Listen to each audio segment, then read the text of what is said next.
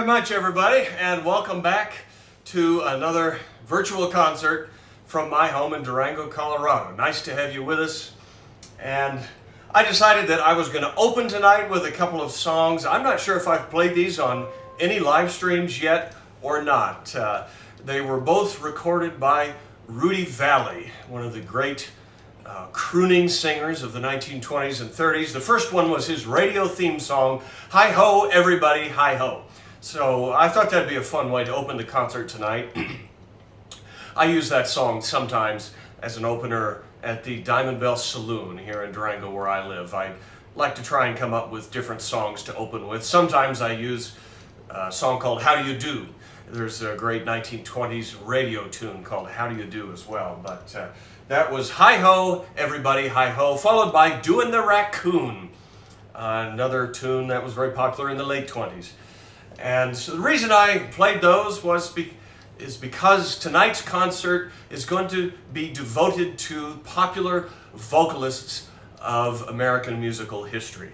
And the idea for this came from one of my listeners, Roger Gustafson. I'd like to thank him for that.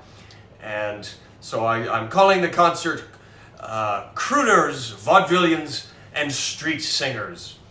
And so we'll represent all types of popular singers from the very earliest days of popular music with ragtime on into the jazz age and maybe even beyond that a little bit into the 1940s and 50s. We'll see how much I can get done tonight.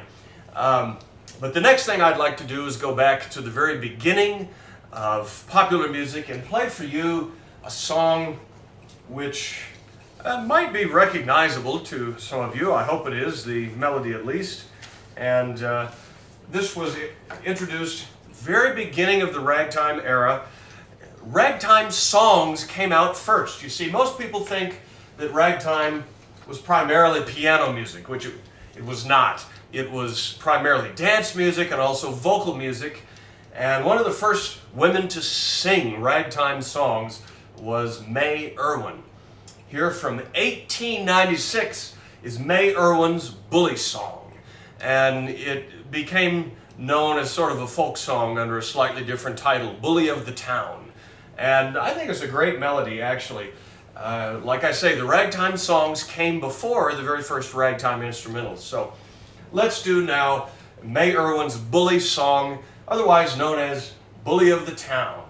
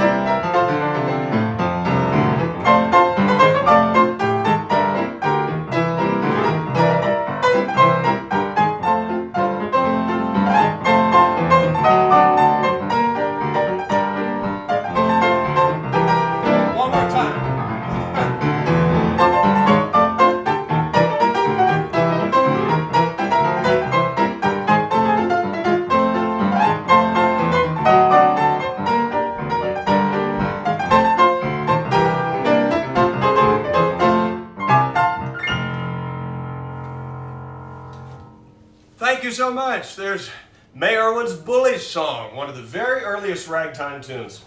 And this is not a tune that you hear very often these days, but I have been familiar with that song for years and years because Johnny Mannix recorded it on the flip side of his famous record of San Antonio Rose. Kind of an odd pairing of songs, but that was Johnny's very first big record, was San Antonio Rose, and on the back of it was Bully of the Town, and that's what it was known as. So May Irwin, she was one of the very first popular singers of ragtime songs, and I thought I'd do another one for you that should be very familiar. And here, sitting on the piano, is my copy of the very first edition of this song. I don't think I realized at the time how lucky I was to find this. I think my stepfather might have bought this sheet music for me. This is Some of These Days, and this is the original cover artwork before Sophie Tucker's picture was put on the cover of it. There were many different artists pictured, of course. Blossom Seeley sang it too, her picture's on it. But that's the original copy of Some of These Days, written by Shelton Brooks in 1910. Now, I've been telling some of my audience lately, you know, Sophie Tucker was known as the last of the Red Hot Mamas. It would have been more appropriate to call her the first because she started early on. Maybe May Irwin was the first true Red Hot Mama of American song, but anyhow, here's my arrangement of Some of These Days, complete with the original verse.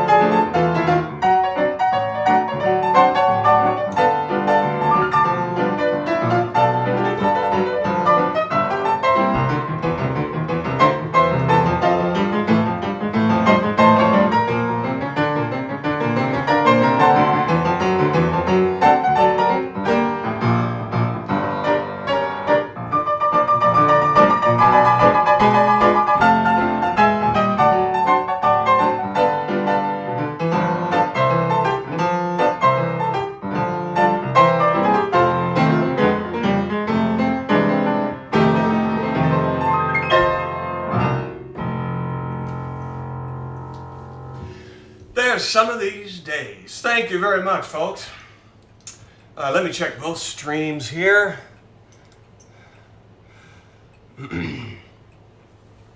Oh, hello there to Roger in Maine. Thanks again for the great idea to do this concert, Roger. I'm checking the chat on YouTube now. If you're just joining me and have never listened to one of these concerts, I do accept virtual tips for these performances. All you have to do is send in a tip on PayPal or Venmo, just like you would do in person. And it's been very helpful to my career, with or without COVID. And, you know, it still looks like it's going to be a while before most concert venues, theaters and concert halls are ready to let people back. So I'm still relying on this a bit, and I'm very appreciative. Hello to Kelly there in Florida. Yeah. Tonight's concert is devoted to pop singers, essentially, but going back to the ragtime years. And one of the most famous figures that I want to represent tonight, you know, I guess he's a bit of a controversial figure these days, and he was not known to have been the nicest guy in the world, that's for sure.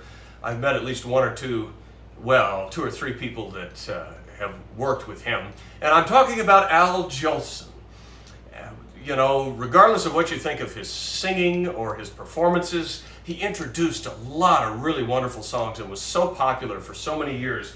I'm going to do a big Al Jolson medley now to represent him in tonight's concert devoted to famous singers and vaudeville, and later on we'll do some of the crooners of the 1930s. But for now, this is a medley of songs that Jolson introduced, all of them at the Winter Garden Theater early on in his career between about 1912 and 1921.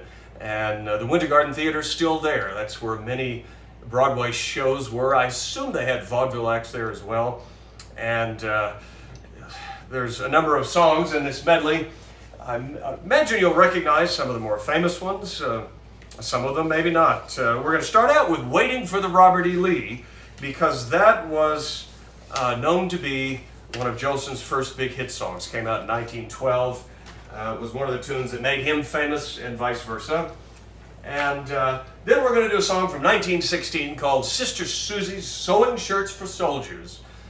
I'll read you the rest of the words. Such skill at sewing shirts our shy young Sister Susie shows. Some soldiers send epistles, say they'd sooner sleep on thistles than the saucy, soft, short shirts for soldiers Sister Susie sews. Say that 3 times fast. And then we'll do one of Jolson's hits, Rockabye Your Baby with a Dixie melody. Follow that up with George Gershwin's Swanee from 1919, and a very funny song which I believe was originally introduced in 1916 and later revived by the late Ian Whitcomb. Where Did Robinson Crusoe Go? With Friday on Saturday Night.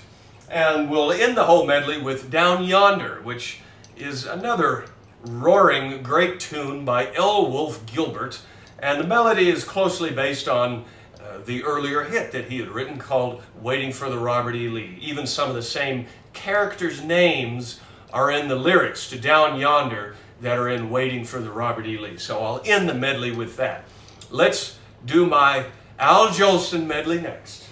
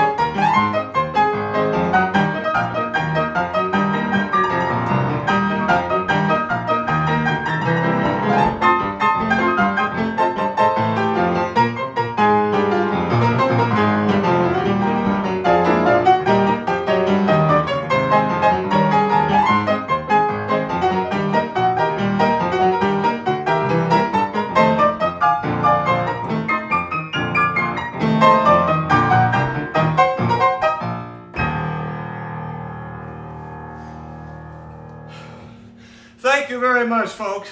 There's my Al Jolson medley. All tunes that he introduced at the Winter Garden Theater in New York. I hope you enjoyed that, and that is a short tribute for tonight's concert and one of America's greatest entertainers. I think that was one of his nicknames, wasn't it? Somebody correct me if I was wrong. The world's greatest entertainer. Hopefully that takes care of George Gershwin requests for the night. That takes care of vaudeville requests. That takes care of Al Jolson requests and ragtime requests and all the above, hopefully. Anyway, I was inspired to do that medley after hearing Johnny Maddox play a similar thing on an old tape that I have of him, a reel-to-reel tape, where he was playing all the early tunes that Jolson introduced at the Winter Garden. So I thought that would be fun for tonight. Blue Danube. No, I'm afraid I don't know that by heart. But I'm happy to take requests for the concert. As always, folks, it has to be something I know by heart, and preferably something that has to do with the theme of the concert. Tonight it's pop vocalists and singers. Not that I wouldn't entertain something else.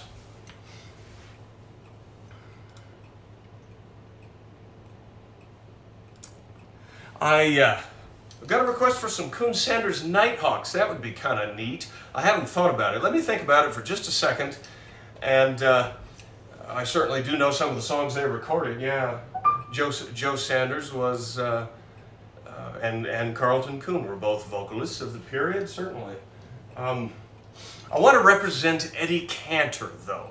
Let me do that next.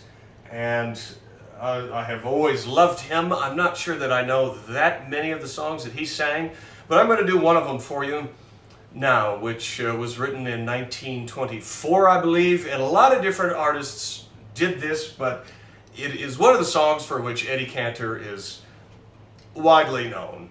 Oh, yeah, just got a request for Eddie Cantor, so I think that's a good choice.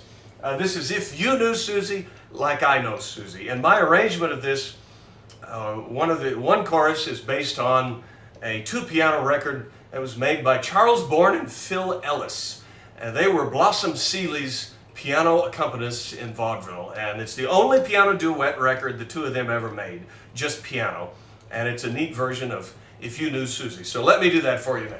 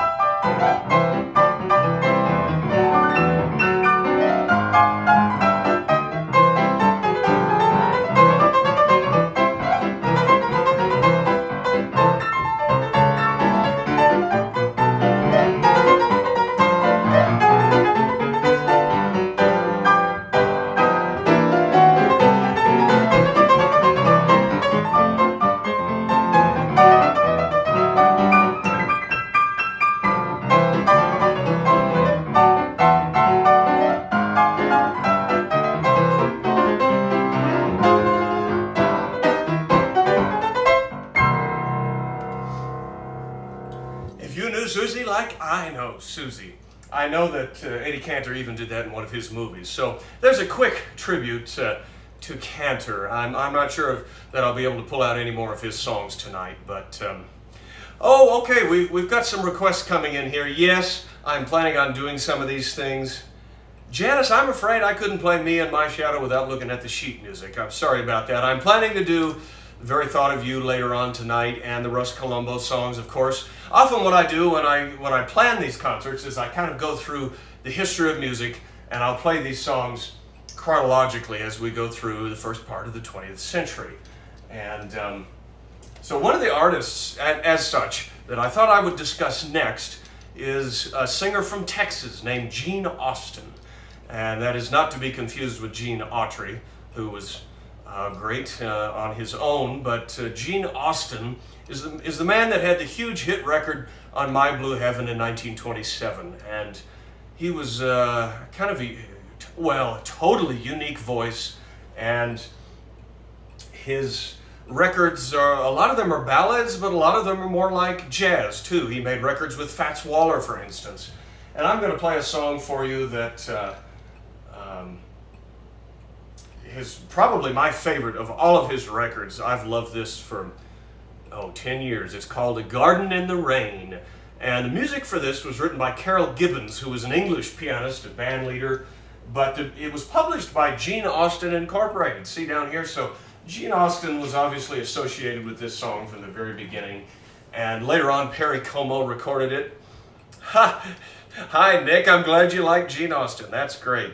And I know you like this song too. Let's do A Garden in the Rain.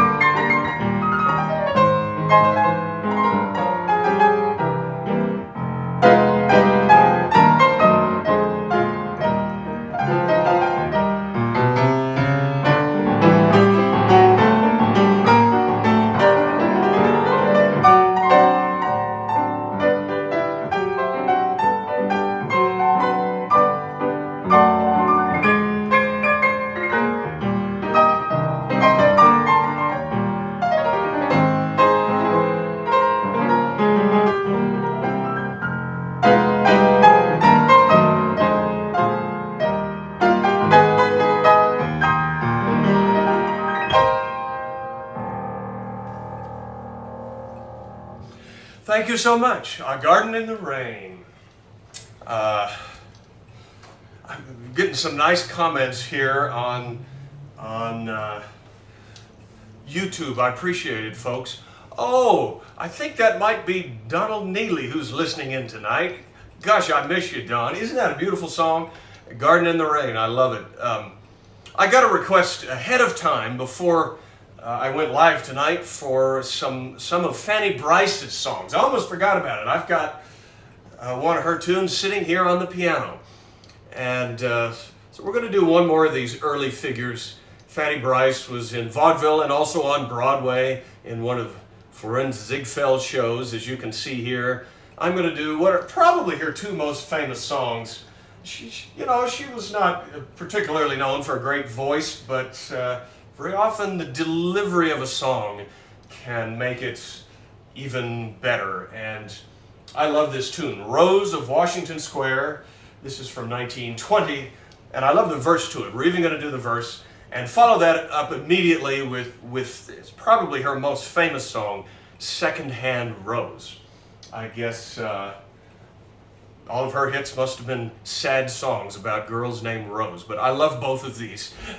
Rose of Washington Square, and then we're going to do Secondhand Rose.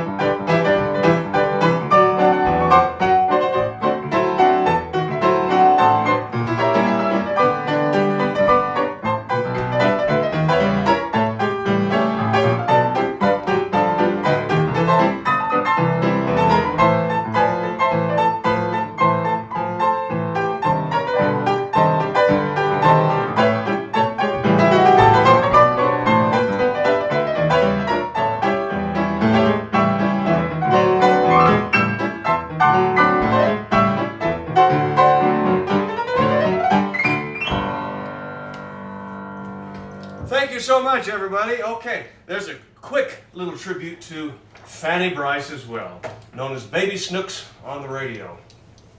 The other tune she did that was a big hit was for the ragtime composer Joe Jordan, Lovey Joe. But we'll skip that one for tonight and move on to another artist or two. And yeah, Barbra Streisand did that too. Alice Faye sang Rose of Washington Square in one of her movies. Actually, I think that was used as the title for one of her movies. I'm a major Alice Faye fan. And Well, I was talking about Gene Austin, who's probably one of my top 5 favorite vocalists, and he is sometimes credited as being one of the very first crooners. Most of his records were made after electric recording came in, and that allowed a little more expression in the voice, and that came to be known as crooning. Now, for what reason, I don't really know. I'm sure you could read up on it. But Gene Austin was one of the first, and also Rudy Vallee. I mentioned him at the beginning of the concert, and so I'd like to play another Rudy Vallee song, which has been a favorite of mine. The first time I ever heard this was on a recording of Frederick Hodges on his first piano CD, and I fell in love with the recording by Rudy Vallee and his Connecticut Yankees. So here from 1929 is a song called Deep Night.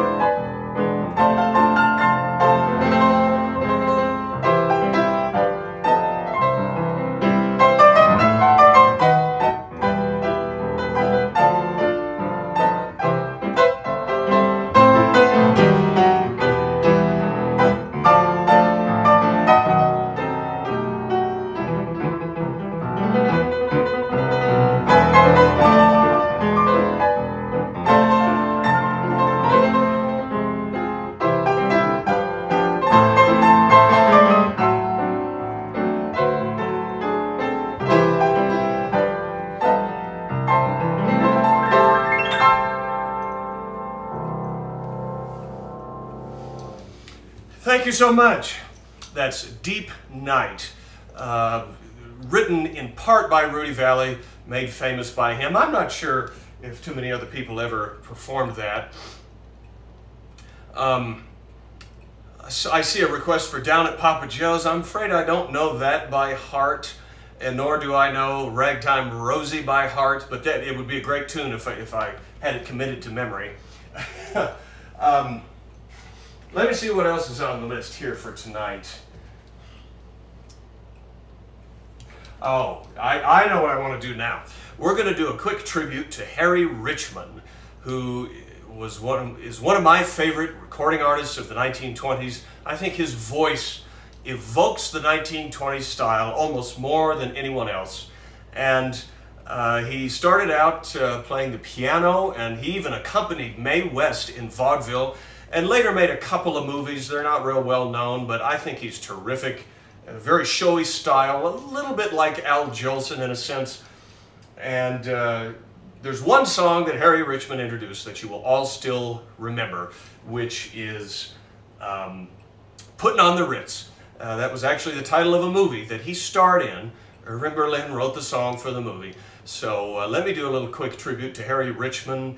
And, oh, I see a request for Fats Waller. I might do that tonight, sure. But now, here's Putting on the Ritz.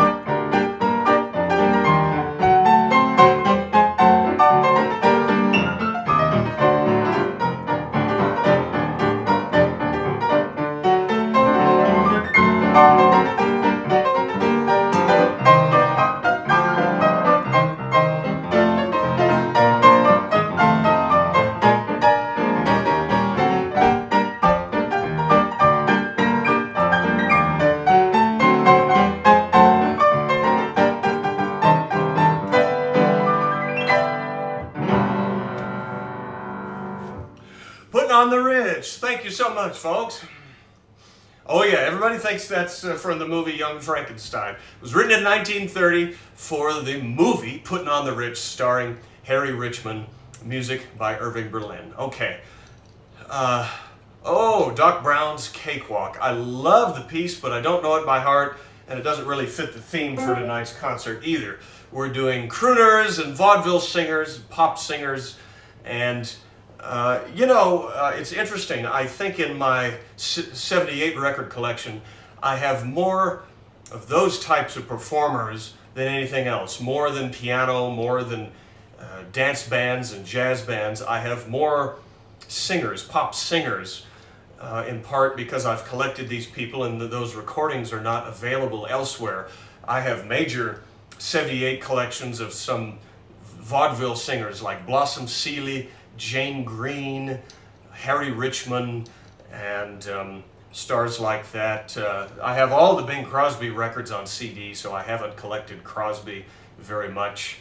And who else do I collect? Even some early ones going way back. I have tons of Collins and Harlan, who sang a lot of the early ragtime songs, and people like, I have, Fanny Brice didn't make that many records, but I have those, and Gene Austin, so forth and so on. Speaking of the early crooners, there's another one. I'm saving Bing Crosby for the last here, as you can tell.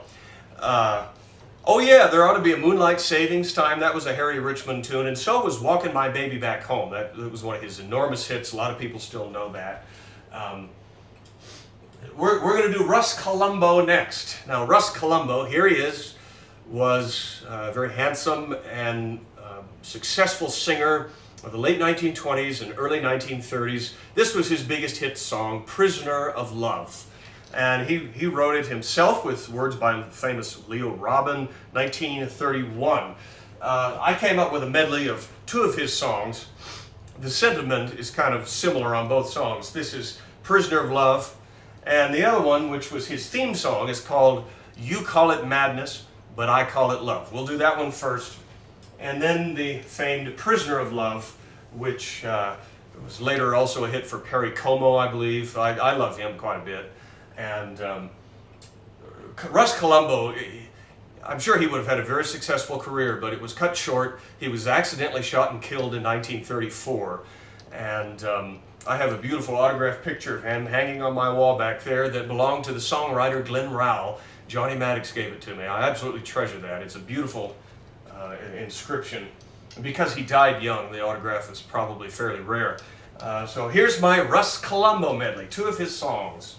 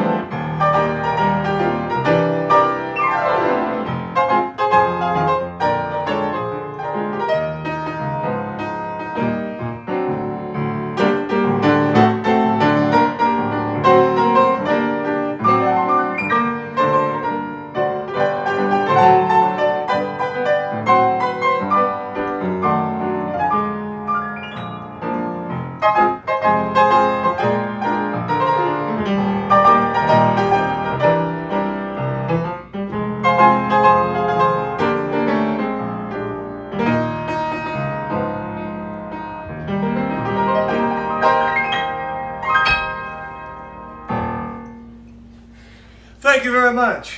That's my Russ Columbo medley. He also sang Paradise, but not as good as Crosby. Yeah, I suppose that's true. He was very good though, and also played violin, as someone noted. He's in some wonderful film shorts with Gus Arnheim's orchestra. Gus Arnheim is probably my very favorite orchestra of the period, just about as good as it gets. And let me check. I haven't checked Facebook. Let me see here.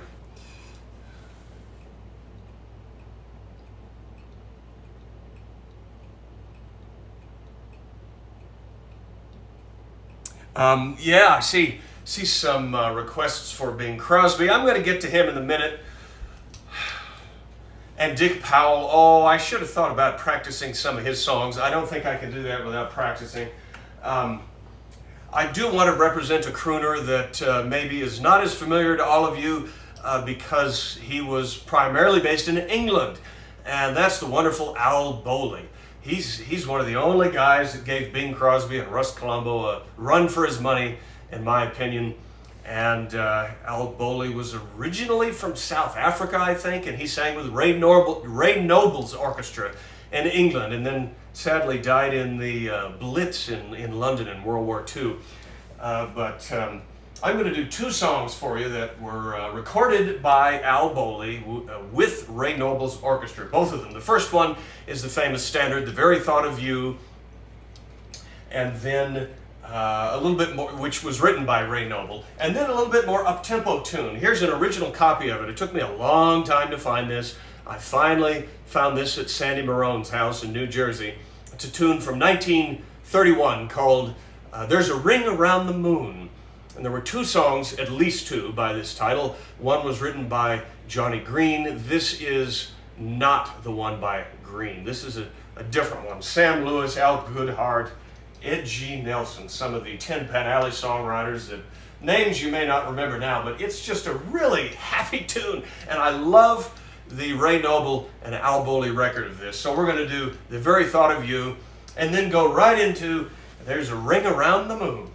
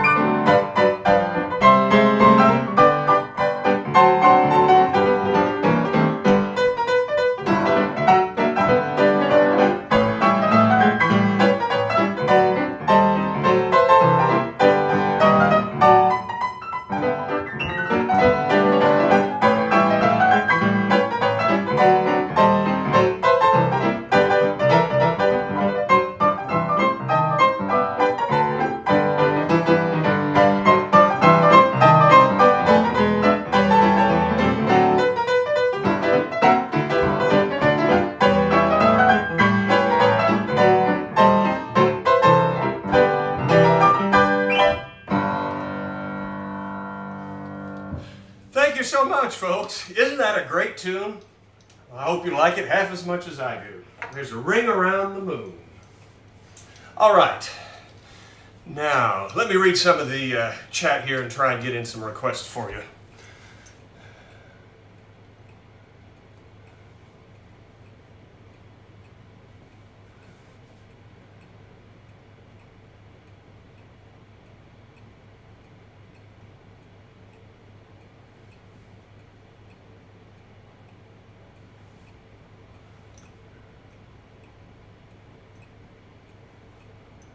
Okay.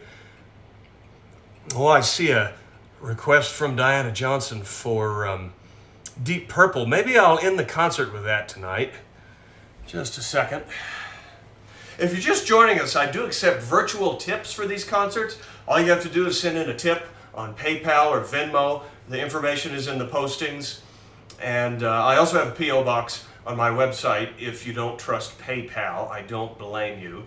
And Happy Jack Donald Parker. Gosh, I'm afraid that's a new name on me.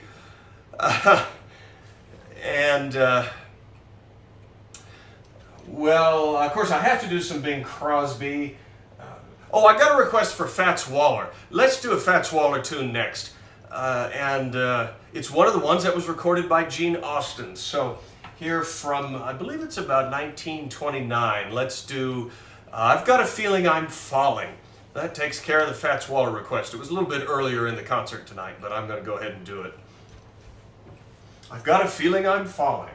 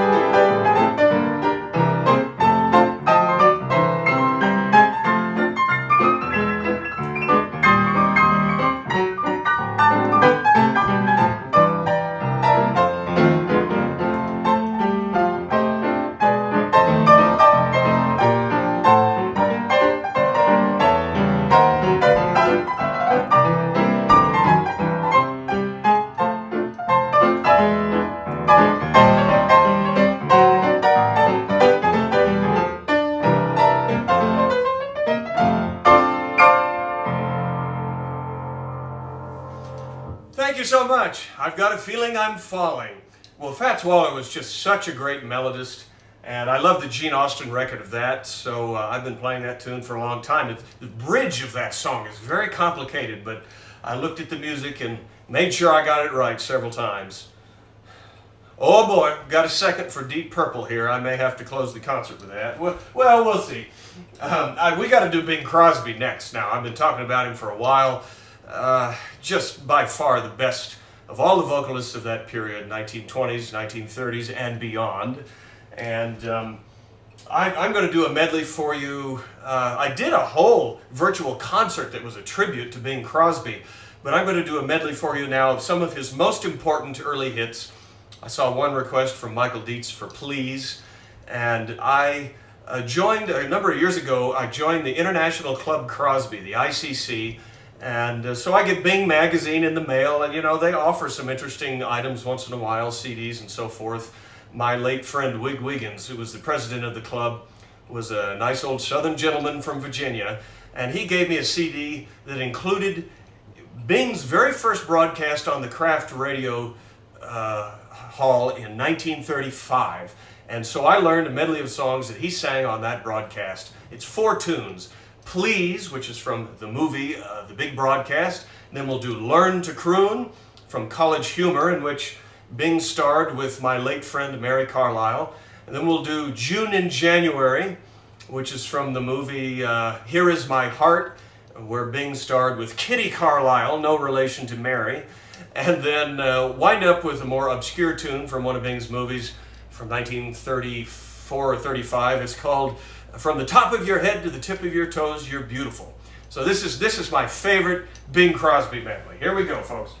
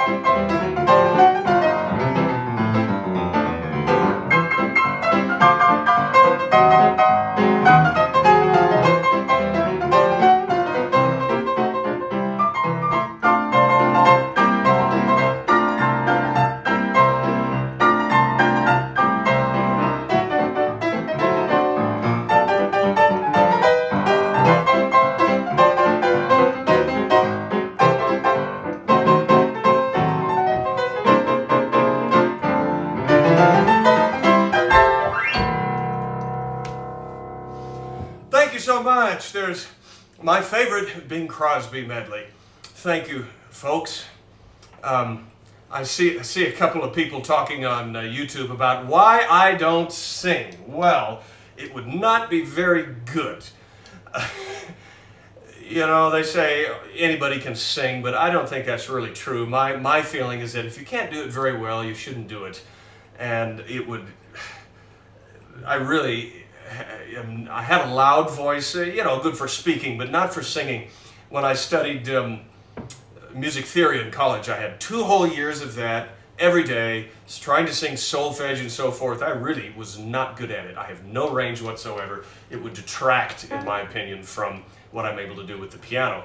I like somebody said, Adam sings with his fingers. I like that. I appreciate that. It's, part of me is just stubborn. Part of me thinks, well, I really shouldn't have to sing. People should be willing to listen to solo piano. But I am trying to sing with my fingers because I've listened to these records of all these great singers so many times that that's what I want to emulate. And one of the great pianists of all time, John Arpin, told me that once. He said, you should think about the words when you're playing the piano. It'll help you play more beautifully, play the melody, and so forth. So anyway, that's my thoughts on that. What else would we like to hear? Send me some requests, please, folks.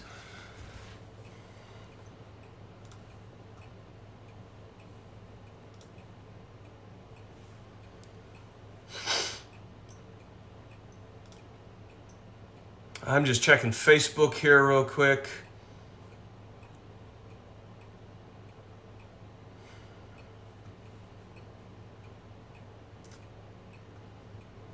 Yeah, there's some discussion on Facebook about how for many of these old songs, people don't play the verses anymore.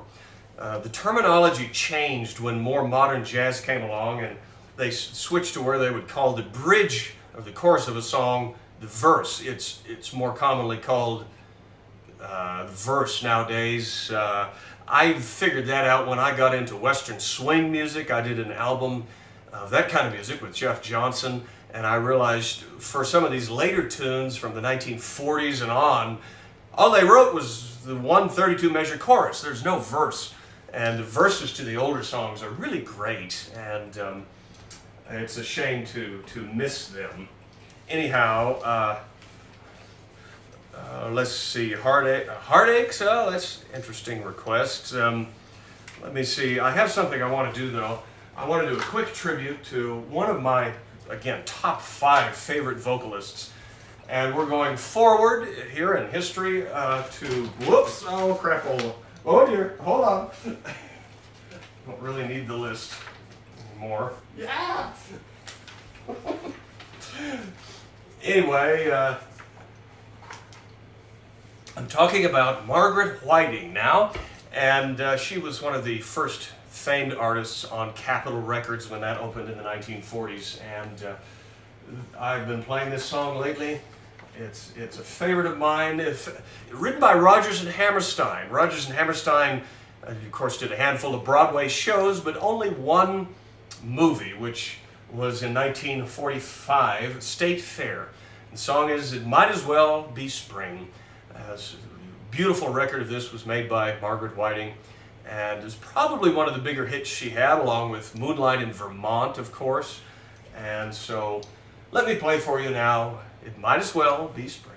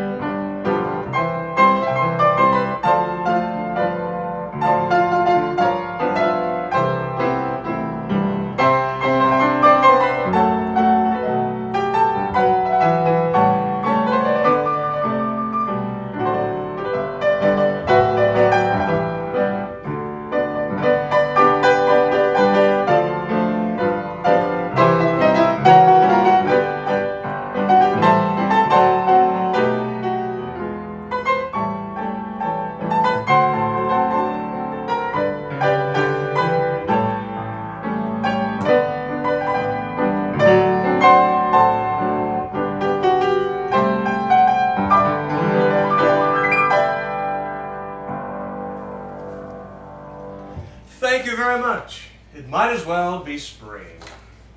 Well, don't need any of this anymore. Oh my goodness. This reminds me of when I was about 12 years old. I was playing at the Eau Claire, Wisconsin Ragtime Festival, and one of the musicians had this big long piece of music and was playing this difficult piece, and it fell all over the floor, and another fellow was turning the page, and he accidentally turned it upside down and backwards, and it was the funniest thing you've ever seen in your life.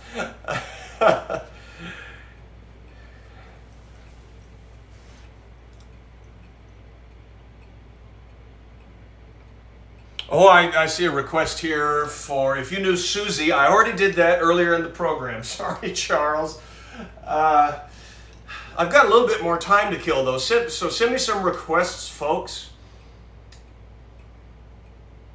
Have I ever watched Bells on Their Toes or It's a Wonderful Life? Yes, I've seen both movies. In fact, many of the movies of that period were based on the ragtime era, which is interesting. All those classic musicals, because that was a very happy time, great music.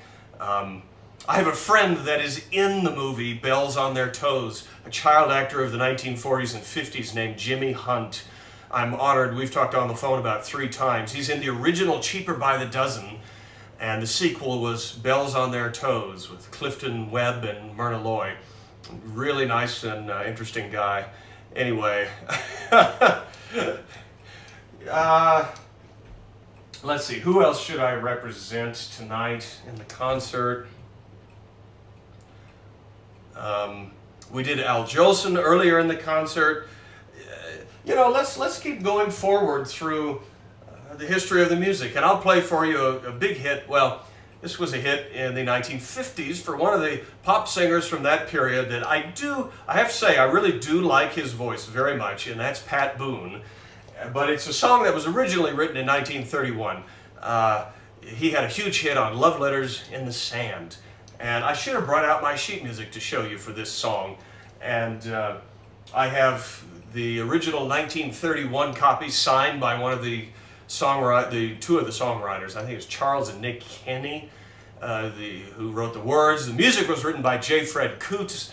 And then I also have the 1950s copy that Pat Boone signed for me. So I love this song. Let's do Love Letters in the Sand.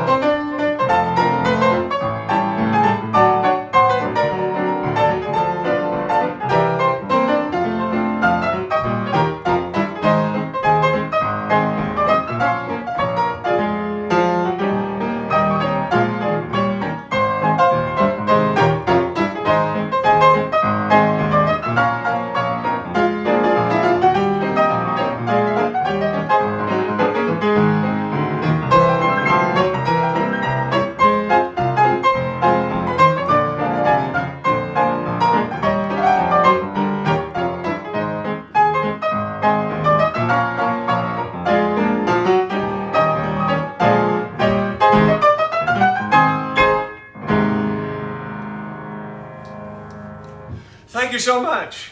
I threw another tune in there, which is, I came up with this arrangement of Love Letters in the Sand, which includes another song by J. Fred Coots and the popular songwriter Glenn Rowell. It's called In the Doorway Where We Used to Kiss Goodnight. And I don't know if anyone else in the world plays that song. I have the original manuscript for it given to me by Johnny Maddox, who got it from Glenn Rowell. And I don't know if the song was published or not, but it's kind of nice to throw it in there once in a while. I could sure use one more request, folks, but I see the ones coming in. Oh, yeah, California, Here I Come. I could certainly do that pretty easily.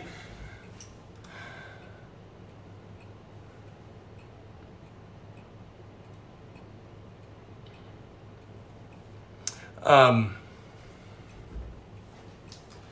going to save the George M. Cohan for next week because I will do a concert next Sunday night. It'll be the 3rd of July. Hopefully there'll be enough folks that want to listen to the concert even though they might be celebrating the 4th the next day. So I'm going to save the patriotic music for next weekend, and maybe Are you lonesome tonight? Well, I could do that. I think something upbeat might be better. So let's do California, Here I Come. One more song in honor of Al Jolson. This one came out in 1924. It was in a Broadway show called Bombo. And I do another tune with it that's from a movie. I just throw in 2 choruses of San Francisco from the movie with Clark Gable and Jeanette MacDonald. So let's do California, Here I Come. And then we're going to do Deep Purple, because I got a few requests for that from some special people. So we'll do that after this.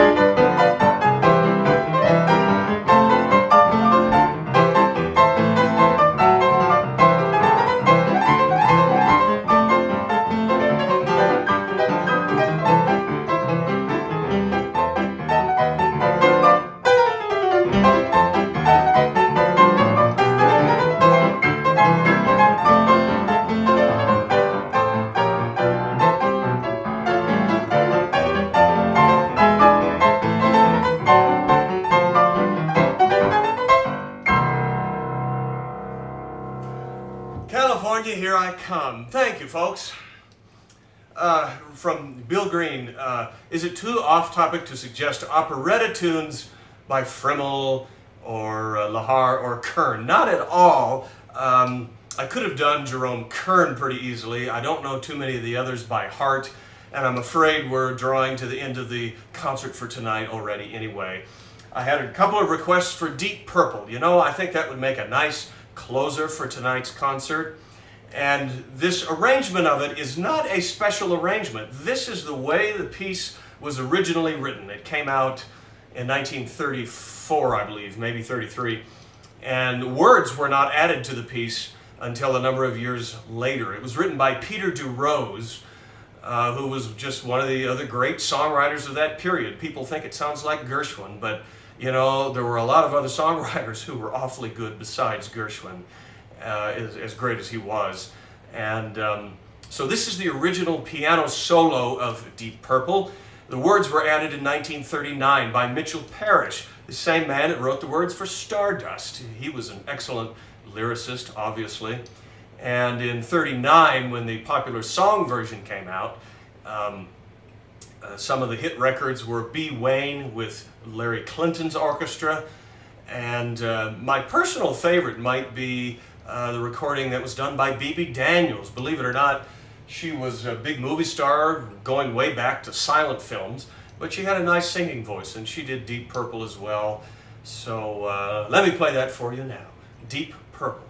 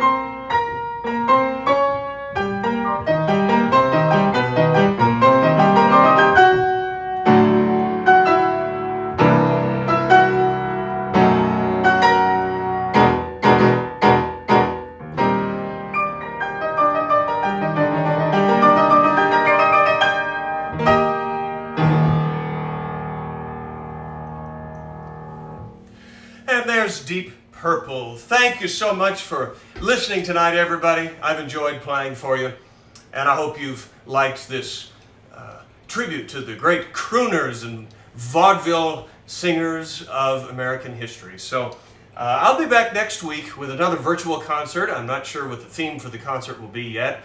That'll be Sunday, July 3rd.